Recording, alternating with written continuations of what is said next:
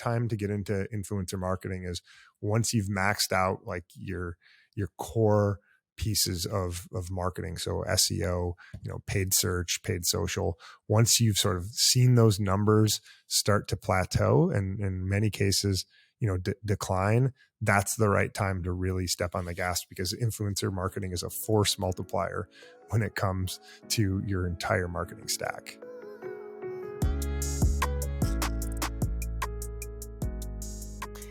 Influencer marketing has come a long way from Michael Jordan in commercials or Kim Kardashian posing with a makeup product. Influencers are not just athletes or people in People magazine. There are people making full-time money on the internet by creating videos about their interests or creating content on various social media platforms. There are many niche audiences, and brands have the opportunity to partner with influencers and creators to promote their products. There are a lot of ways to do influencer marketing, so we brought in Brad Hoos to help you learn how to build an effective influencer program for your business. Welcome to How to Market Your D2C Brand, a show where we interview founders and marketers in the D2C space to learn about how they have grown their brands and current best practices in marketing. This show is brought to you by Goodo Studios, a photo and video creation studio that works with consumer brands to make content that converts viewers into customers. I am your host, Matthew Gattosi. Today's guest is Brad Hoos, the Chief Growth Officer of the Outloud Group, an influencer marketing agency, as well as the founder of MuskOx, a D2C apparel brand. I wanted to start out the interview with asking about the definition of influencer marketing. Well, to put it simply, influencer marketing is just word of mouth marketing at scale. When you're thinking about how to influence people and how to connect with them, ultimately you care the most about what your closest friends and the people that you really, really trust have to say. And the whole concept or premise behind influencer marketing is to be able to do that, but replicate it. And there's some really, really important psychological components to it, which we can nerd out in if you want to. But one of the things I'd love to just mention briefly, if that's okay, is there's something called the halo effect, which is a psychological term, which basically says once you believe that someone has credibility in a particular area, then what you find is that even in areas where they don't have domain authority or credibility, you tend to trust them more and more. So for instance, one of the things that I see in my own life is my friends who are doctors, right? Smart men and women. And what I find is that friends in different situations will gravitate towards them for financial advice or things like that. And I'm like, well, hang on a second. Like these are really smart people, but they are not the right people to be going to for financial advice. But it's the halo effect. And so what happens with influencers is, regardless of if it's a science influencer or a lifestyle influencer, it doesn't matter what it is, we suddenly then trust their thoughts and recommendations in areas even outside of their domain expertise. So not only do these creators or influencers have a huge audience of people who've chosen to follow them, right? They've opted in by clicking the follow button or by consuming the content, but also they're now people that we trust sort of across the board, which is a really fascinating psychological area of influencer marketing. What are some major misconceptions about influencer marketing? I'll just hit you with a few sort of rapid fire. So number one is it's not all about the Kardashians or people who are similar sort of genre to the Kardashians. Number two is I feel like a lot of marketers think that it's tough to measure influencer marketing, and I think that's a bit of a misconception.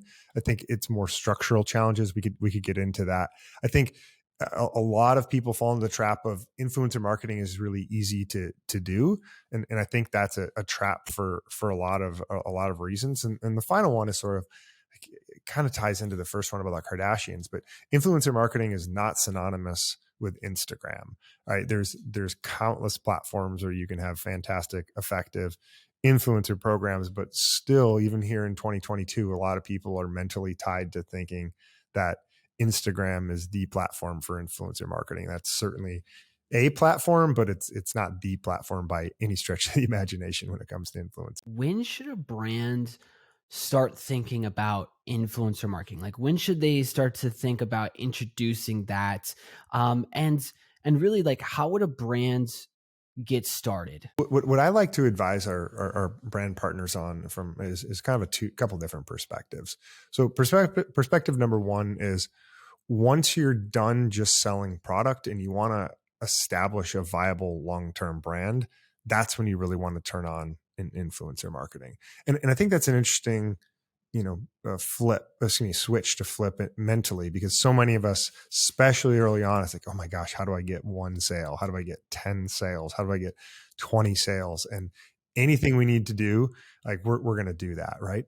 And that mentality is tough to break. And at some point it's flipping that switch and saying, okay, we are creating a brand. We're not selling a product. Like, yes, we're going to sell product, but we need to really establish a brand, and influencers can really, really help with that. But the second thing that I would say in terms of when it's right to start an influencer program is once you've totally maxed out all of your low hanging fruit. So your paid social channels, your free influencer campaigns, right? If you can do product for post type of exchange, like by all means, people should do that as long as humanly possible. But for most of us, we want to, the right time to get into influencer marketing is once you've maxed out like your core pieces of marketing. So SEO, paid search, paid social. Once you've sort of seen those numbers start to plateau and in many cases, decline, that's the right time to really step on the gas, because influencer marketing is a force multiplier when it comes to your entire marketing stack. So it sounds like, instead of it being kind of up in the front end of like your journey as a brand, you really want it to be the thing that takes your brand and scales the brand, versus it trying to be like, let's try and get our first few sales. Let's get some people to be an influencer for us. Yeah, I think that's right, particularly when you're talking about a paid influencer campaign. And right, and keep in mind, I am coming to this conversation from the perspective of an agency. So certainly, I think what you described is spot on when it comes to engaging with an agency. But I do think there's tremendous power early on in trying to engage with as many creators as possible, in a hand to hand combat type of way where you're sending product to them, you're doing it in a really smart way, and we can talk about some of what that looks like. But because ultimately creators, they're going to give you great feedback on your product, because it's one thing to understand something, it's another thing to be able to teach it to somebody else. And creators need to understand your product such that they can teach it to their audience. So they're fantastic for just beta testing some really simple aspects of products and brands, and there's a ton of value there. So I think early on is a great time to engage with creators. Just know that, hey, you're gonna get some direct feedback. There's going to be a lot of swings and misses early on, and I wouldn't start out of the gates in 99% of cases with trying to have a scaled influencer program. But I think working with influencers out of the gates is a really smart move for early stage brands. And obviously, people can go to an agency like yourself who can really help nurture a lot of these relationships. But for a brand that's like starting out and is not ready to go to an agency, could you talk a little bit about how to foster some of these relationships? Like, how would somebody go about talking to a creator? What do they say? What do they offer? Like, how are those like conversations going? Yeah, I think, listen, there's a lot of information out there about like, oh, here's the script you should follow, or here's the exact approach. And I'm personally not a big fan of saying like, oh, there's one way to reach out to a creator. But I think there's some guiding principles, right? And I think finding creators that you personally know and like and appreciate and fit together really well with your brand is the right place to start. And I think reaching out to creators and just being really transparent about where you are as a brand and what you're hoping for is the way to go. And I think sometimes it's fine to say like, hey, I don't know where this will go, but I'd love to get our product in your hands, get your feedback. Like, of course, like if a fee is appropriate, I'm more than happy to look into that. but just really want to be able to get your feedback because you are like the exact customer that we really care about, and we want to make sure that we're doing things the right way. So for instance, I actually, I'm an owner of a DTC brand myself, and maybe we'll talk about that later. But it happens to be a men's outdoor apparel brand, and so we identified a few key customer personas, and we reached out to people just to get their feedback. And the way it turned out is two of the three happened to be creators themselves, when we were just asking like, hey, what are your needs, what are your wants, and what do you know, like people like to help other people. And by sharing that information with us, they've later gone on to become like big product advocates as well. So I think sometimes like, you don't need to have a comprehensive strategy built out. You just need to be able to identify like a very small group of people who are the right people for you, and then be able to enter into a conversation on terms that make sense for both parties. So, speaking to your brand MuskOx, how did you go about thinking about the personas? Because I think a lot of times people are going after influencer marketing, they're thinking numbers, but it sounds like it's not about the numbers, it's about finding the right person. So, how could a brand think about who is the right person for like as a creator or an influencer for my brand? Right. Well, people nowadays like to kind of poo poo creating customer personas. I'm still definitely a fan of doing that. And from a high level, it's a men's outdoor apparel brand, and the way we thought it was like, okay, who are the core users of flannels? Because sure, from a spreadsheet perspective, all customers are created equal, but we're not designing our products for like the average person who might be wearing a flannel in the suburbs, right? We're like, who are we designing them for? And we said, hey, we're designing for a field guide, right? Someone whose life is like being out in fields and woods and forests, being able to like lead groups of people, true lumberjacks, right? Like we actually are engaged with a professional lumberjack, right? Definitely a flannel wearer. And then the third one is just craftsman, right? It happens to be a woodworker, metal worker, doesn't matter. In our case, we worked with a number of woodworkers, and we identified, hey, these are the people where if we get this right, we can say authentically that, hey, we have the best flannel that's out there, and it really fits these use cases. Then in that case, we're going to be able to be successful, like having that flannel be something that someone who goes to a desk job or works in a factory or whatever their situation may be, that we know they're going to be happy with the product. We're not designing it for that use case, but we're certainly happy to have those individuals use our product. So I think for brands early on, when you're trying to figure out like who are the right creators, I would take a step back and say, who are the right people that we're designing that product for? Right. And if we really understand what their challenges are, what their use cases are, then that's a great piece of content. That's a great piece of branding down the tracks as well. But the most important piece is like, hey, do I have product market fit? And having those conversations, like newsflash, talk to your customers, right? It's an extremely helpful piece of the equation. Influencers are not just on Instagram. I want to know what other channels are being used and how Brad goes about finding the right influencers or creators that fit the personas of the brand. There's so many different elements and channels, I should say platforms that you can use with respect to influencer marketing right now. So putting my influencer agency hat on for a moment, I mean, we do a lot of work on YouTube. YouTube can be extremely effective because it's great at long form storytelling. There's three calls to action, right? So one is the host is advocating for the brand verbally. Two is there's going to be an on-screen reference, and three is there's going to be a clickable link in the description. So those are very powerful. The clickable link is something that brand marketers really love, and it helps them to be able to justify ROI, and rightfully so. It can be a little bit of a trap at times as well, because there's a ton of value that's created outside of that clickable link, but nevertheless, that has a ton of value. Instagram is still powerful. It's interesting. I mean, from my perspective, this is a little bit of a tangent, but Instagram's become a bit of a Frankenstein app right now. And I was just talking with a creator yesterday, and he was basically, Instagram Reels has just killed Instagram Stories, because so often if you're watching stories, the app will redirect you into into Reels, and then next thing you know, you're watching another reel and another reel, and it's very hard to then go back to stories. So, what used to be effective 6 months ago is not nearly as effective.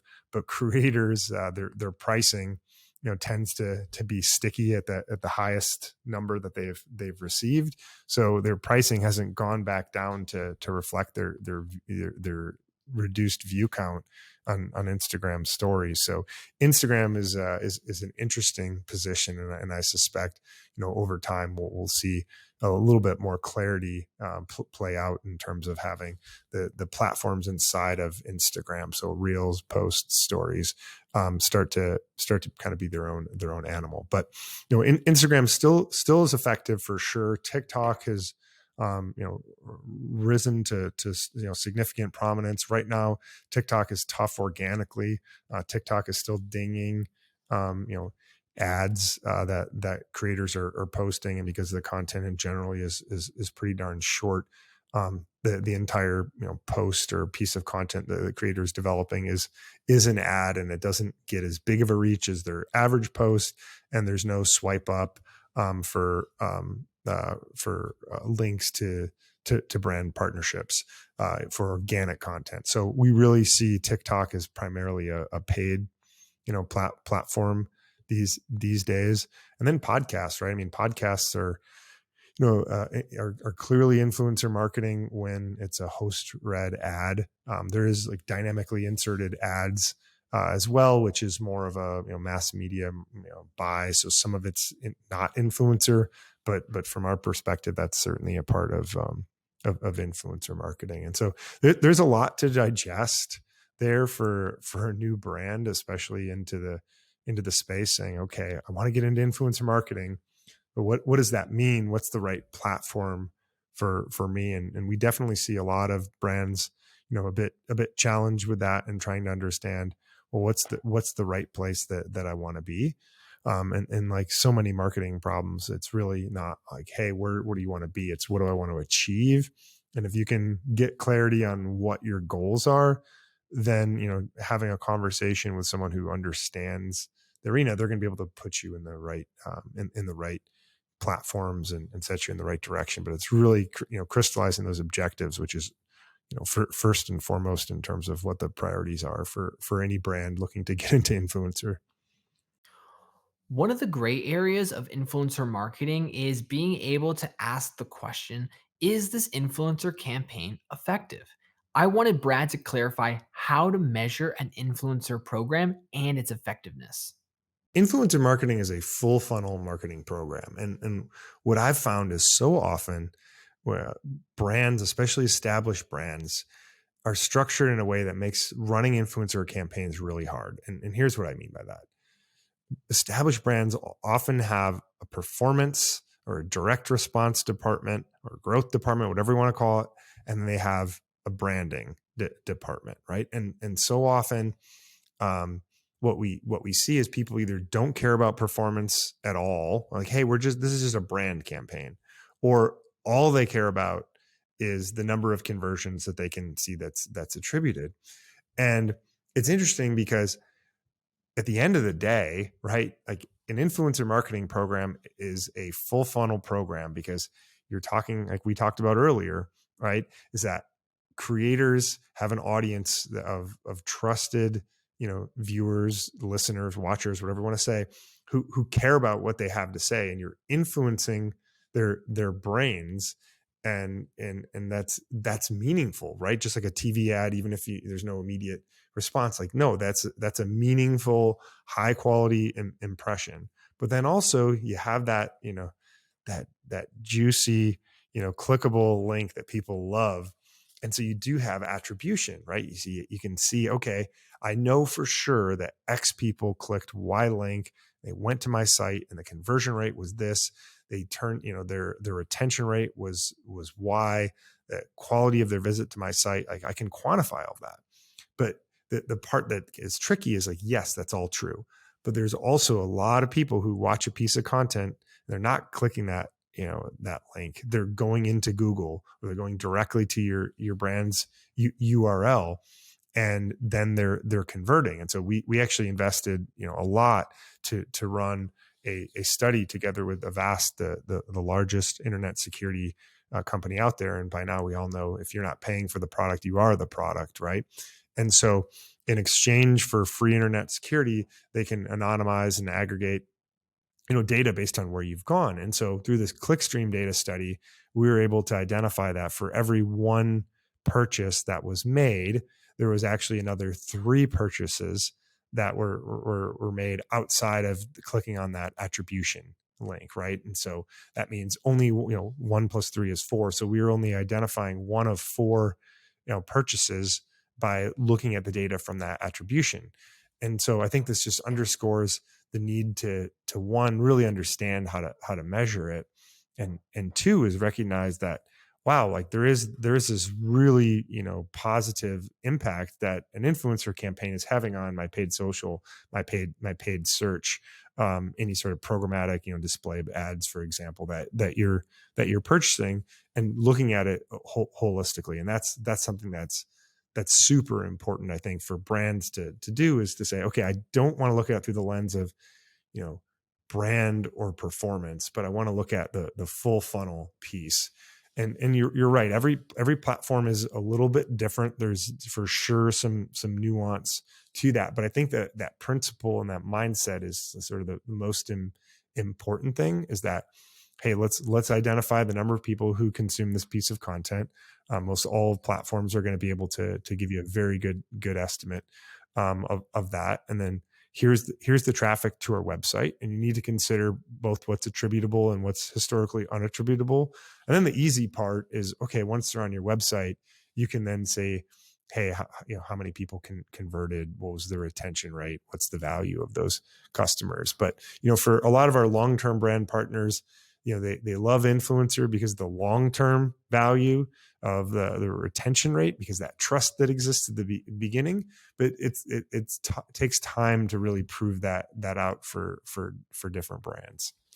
So it sounds like there can be a lot of disconnect internally that can actually hold back a brand from really scaling their influencer marketing, or just even seeing the power in investing, doubling down on the investment of influencer marketing. So as brands are growing, how do they effectively scale this program where there is this connection between kind of the paid and the brand and these different teams? How do people kind of scale a program like for their influencer program effectively? Yeah, when I think of scaling an influencer program, there's a few different levers to pull. So number one, you can run with more creators or bigger creators, right? So that's something that is smart to do. Number two is you can run with the creators who are effective more frequently, right? So if you've identified a creator who works, hey, let's get them on an ongoing cadence of working for us. And number three is using creators for paid social as well. So, we call it influencer paid social. Whitelisting is not a term that, Facebook really uses anymore. And each platform has their own term, but it's the same thing, where you can have the creators develop the content. And then instead of having the paid ads coming from the brand's account, they're actually coming from the creator's account. So as a user, you see what looks like a post coming from a creator, but it's actually being paid for by the brand. And platforms have done a pretty good job of making that transparent to the users when they really take a look at it. But I think those are the 3 big buckets for scaling. And with most brands, we're going to start running with what we call organic influencer content. Yes, you're paying the creators, but it's organic in that it's their audience that they've built and grown, as opposed to a paid audience. And so we're going to run with creators. We're going to identify patterns and themes, and then we're going to identify, we're going to work with, more creators that look like that. And as an agency, of course, we're drawing from historical experience, and identifying, creators who've worked well for other brands, targeting similar demographics. That gives us, a fantastic head start. But ultimately, every brand needs to be retested and relearned. And so we're going to identify, hey, what are the themes? What are the trends that we're seeing? And then we're going to continue to try to re-up with creators who've been successful, with us, to try to move them to, maybe it's quarterly, maybe it's monthly, where they're, again, advocating for the brand on a regular cadence. And that's something that I think any brand can look publicly and see, are creators advocating for the same brand on repeat? And if so, there's a really good reason behind that. It's because it's effective and it's working. So you want to you look for creators who continue to run with brands for long term campaigns, because it's got to work for both parties. And then, of course, the paid piece can be really appealing. It generally can be more effective than a brand influencer campaign when done right. And I know, Matt, you and your team do such a fantastic job of developing creative for those types of campaigns and others. But, when you have good creative and it's coming from, a trusted source that looks like UGC, but very well done UGC, there's a lot of power, behind that, and you can really, continue to amplify campaigns. But ultimately, it sort of depends on what your objectives are and what you're trying to achieve. But, more and bigger, more frequently, and going to paid are some of the key tenets of growing and scaling an influencer program. Brad has been in influencer marketing for over a decade and has seen the industry grow and change as the platforms have grown and changed. He has worked with many brands, and so far we've talked a lot about a successful influencer program. I wanted to know what are some common mistakes. I wanted to know what are some common mistakes brands make with influencer marketing, and how can a brand prevent those mistakes? Well, as marketers here, we're all pretty analytical, and we all want to really think through things and get it right. And that's a good thing. But it can go too far, particularly when it comes to influencer marketing. And here's what I mean by that is, as marketers, we will spend a lot of time crafting our brand voice, right? Here's how we say things. Here's how we approach them. Here's the cadence with which we speak, because we know the pentameter matters, right? And that's all great coming from the brand. And then working with a creator, suddenly we're trying to say, well, we know what works with our brand. Like, yeah, we want them to advocate for us, but, we'll let them do their thing. But then when push comes to shove, like, oh, but this is what works for our brand. And understanding and being mature enough to say, okay, hang on a second, brand voice, we've got that. Like, we know how to do that. But brand advocacy, like, we've got to let go. We cannot try to engage the same, like, have our creators engage the same way that we do as a brand. And I think that's a mistake, which we see time and time again, as creators who really, excuse me, brand marketers who really care about their brand, and they're try to massage things and optimize it so much in terms of the way the creators are speaking. But that's just weird, right? Like, it's just not the way that creators audiences want to be communicated with. And so I think, like, caring too much about an influencer campaign is actually counterproductive, which might sound kind of silly, like, oh, caring too much. But I see that repeatedly, as, brands will be like, oh, the lighting's bad, or they just didn't sound very excited about it. It's like, well, this is the way they speak. If it would seem totally out of character if they were suddenly, like, chipper and excited, like, woohoo, it would lose all credibility. But it's so hard for a brand, because you've developed it for brand advocacy. So I think that's one of the big things, as well. Another common mistake I see is brands wanting creators to only say positive things about their brand. Well, it turns out that if you're trying to sell a used car, and in the used car posting, you include a picture of a dent or a scratch, you actually get more money for the car, because then people trust you, right? They know that you're not trying to pull something over on them. So if I'm a creator advocating for a product, like it's totally fair game to say some things that you don't like about the product. And brands can sometimes struggle with that. But like I think it adds so much, credence and credibility when folks are doing that. So I think those are some of the things. I think like going after the wrong creators is something that brands can sometimes struggle with as well. Like if you're a fitness product, well, you don't need to necessarily only use fitness creators.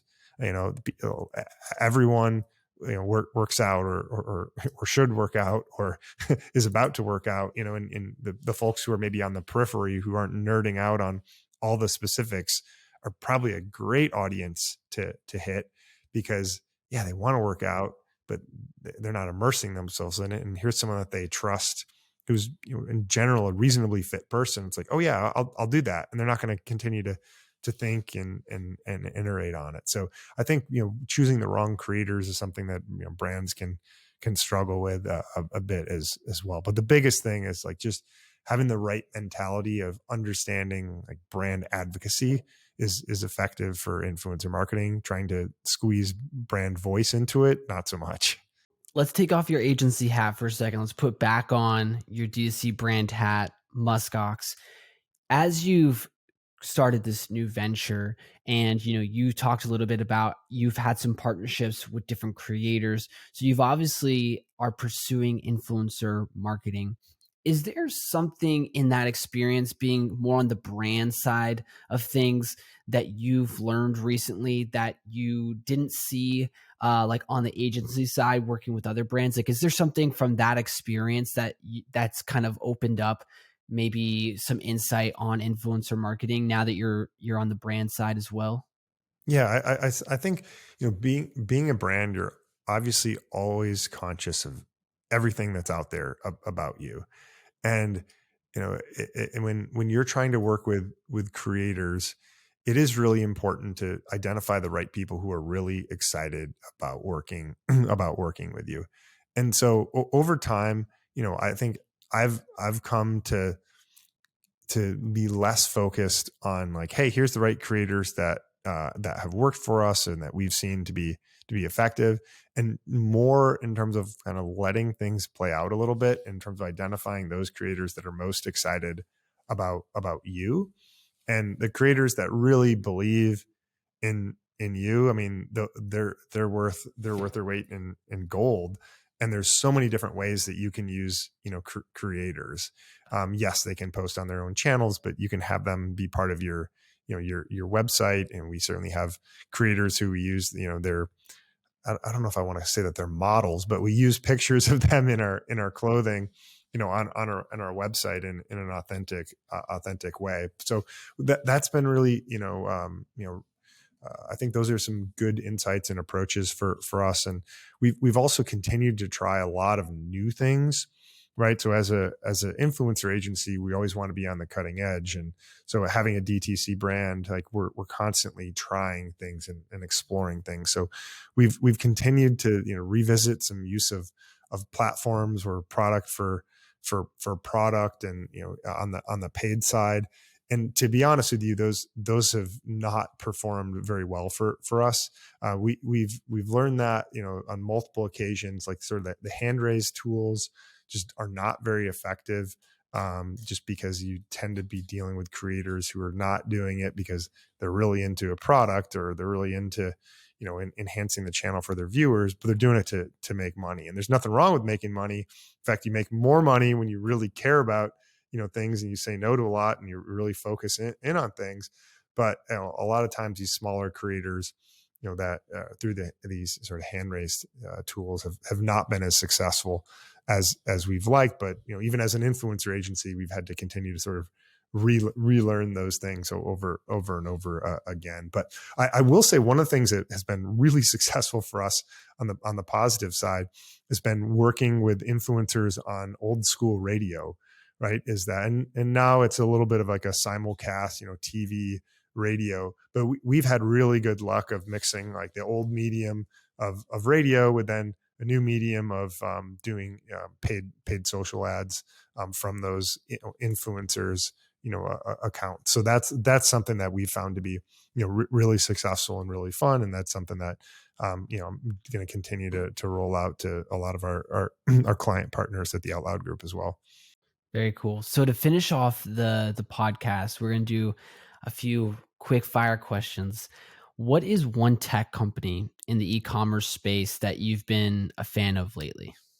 Yeah, I'm really impressed with Minta, and so they're a pretty new brand where basically they can create automated content for Shopify and Etsy and big commerce stores. So what they do is they'll when you if you have an existing, let's just run with Shopify, existing Shopify store, then they can identify, they can pull all the assets from your account and they can turn it into like small video clips. And I think that can be really helpful for the occasional social posts like coming from the brand account, and then just being able to have video content on your website. It just makes for a little bit more engaging experience, and it's just so easy to create. That's one of the things that I've been excited about, just the ease of use from a tech company. And I don't think it's taking you from zero to 100. In that, like, it's not like the best video content out there, but the ease of being able to go to like 0 to 50 or whatever the number is something that I've been excited about. What's a D2C brand that you think is awesome that you've been using lately that you're excited about? Athletic Greens. So I'm absolutely convinced that I have not gotten sick over the last 6 months because of Athletic Greens. I've been around other people who have gotten sick of all sorts of different things, but I have not, knock on wood, and I'm convinced it's because of Athletic Greens. I finished off the podcast with a segment called Open Mic. This is a chance for my guests to share anything that they want to share. A lot of times, I feel like people get stuck behind the industry they are in, but we are all human and have other interests outside of that. So, this is a space for my guests to say whatever they want to say.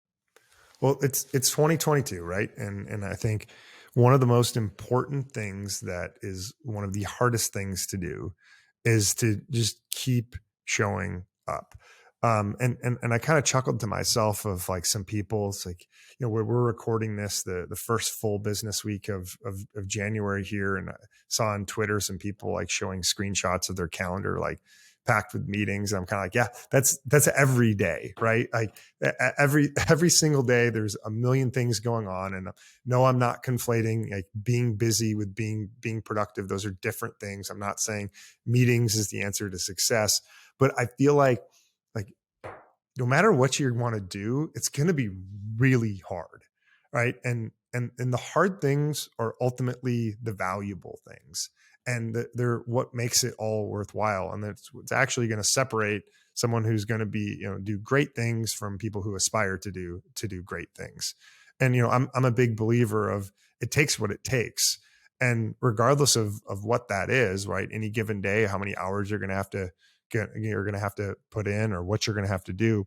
Like, there's just a ton of heavy lifting, right? So you can talk about all these different platforms. You can listen to podcasts like this to get great ideas.